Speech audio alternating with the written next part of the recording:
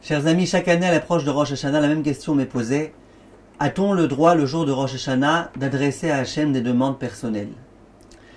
Et ce que les gens entendent en général, c'est qu'on leur dit, c'est toujours le même refrain, moi, que j'entends de la part de mes élèves, c'est qu'on leur a toujours dit, écoutez, le jour de Rosh Hashanah, c'est un jour durant lequel nous devons couronner Akadosh Baruch Hu.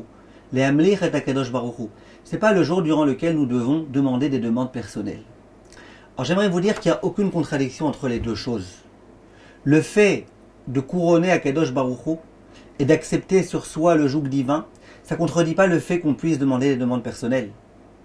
En effet, si je sais qu'Akadosh Baruch Hu c'est le roi et c'est lui qui décide tout, et je sais qu'aujourd'hui le jour de Rosh Hashanah c'est le jour où tout va être décidé, c'est justement le moment où j'aurai besoin de demander des demandes personnelles, en particulier des demandes spirituelles, la demande de pouvoir me rapprocher d'Akadosh Baruch Hu, de vaincre mon Yetzer Hara, d'en finir avec tous mes défauts, de renforcer ma Emouna.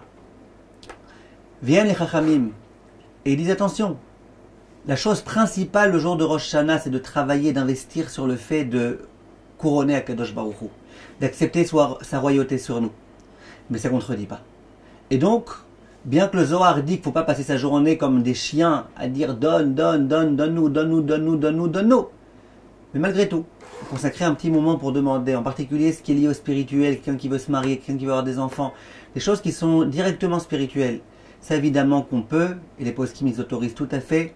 Le Chazon Ish dit que bien qu'en général pendant Yom Tov, quand on fait une bénédiction pour un malade, on doit dire Yom Tov ou Milizok, Urfua Kerovalavo, qu'on sait très bien que Yom Tov c'est pas le bon moment pour implorer de toutes nos forces à Kadosh Baruch Hu, pour gémir, pour s'attrister.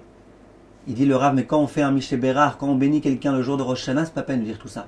Parce que Rosh Hashanah, c'est le moment où tu es décidé, tout est fixé, c'est le moment de prier. Donc n'oublions pas de prier, mes chers amis, pour avoir une bonne année et pour avoir la Geoula Bekarov, Bezrat Hashem, Berachamim, beaucoup de brachot à tous et à toutes, Be'atzlacha.